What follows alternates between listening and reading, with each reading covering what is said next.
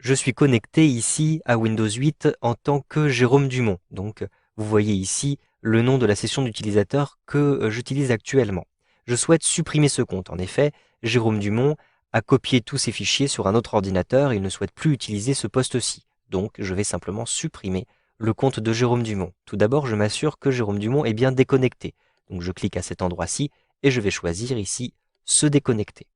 Maintenant, je vais me connecter avec un compte administrateur.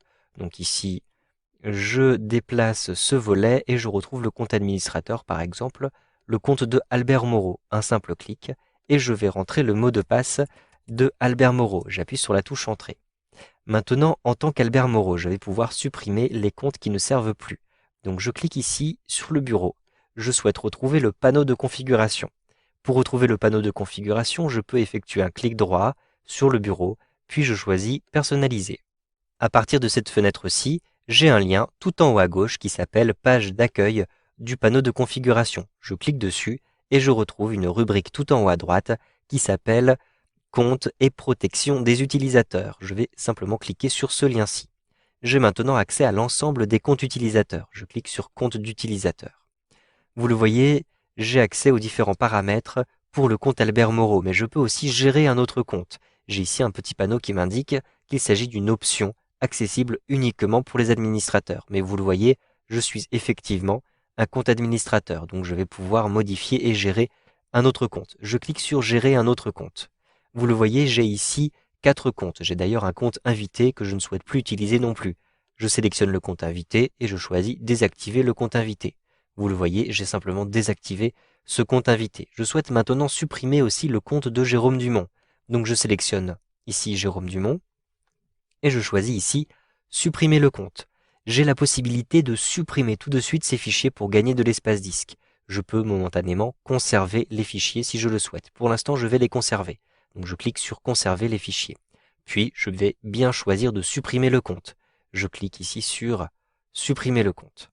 Au bout d'un instant, le compte a bien été supprimé. Vous voyez, il n'apparaît plus à l'intérieur de cette liste. Je vais fermer cette fenêtre-ci.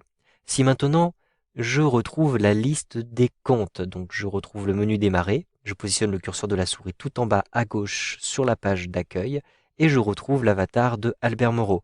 Un simple clic. Vous voyez que je n'ai plus ici que le compte de Fanny Dubois. Le compte invité et le compte de Jérôme Dumont ont bien été supprimés. Cependant, les fichiers de Jérôme Dumont n'ont pas été supprimés. En effet, si je retourne sur le bureau, je clique ici sur le bureau.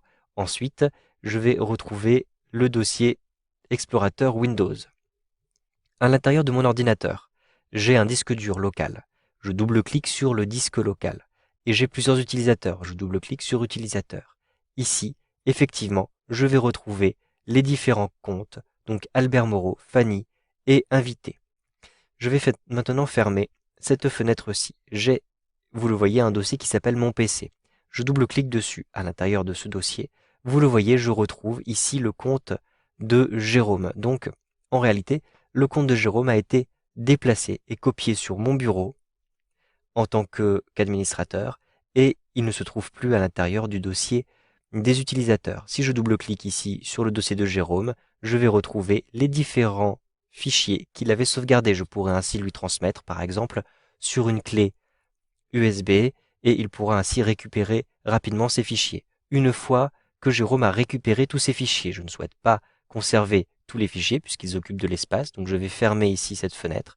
Il me suffit de sélectionner le dossier Mon PC, donc il s'agit ici du nom que j'ai donné à l'ordinateur. Avec un clic droit sur le dossier, choisissez simplement Supprimer. Vous avez supprimé le dossier, il ne vous reste plus qu'à supprimer, qu'à vider la corbeille. Avec un clic droit sur la corbeille, je sélectionne Vider la corbeille et ici, je vais valider en cliquant sur Oui.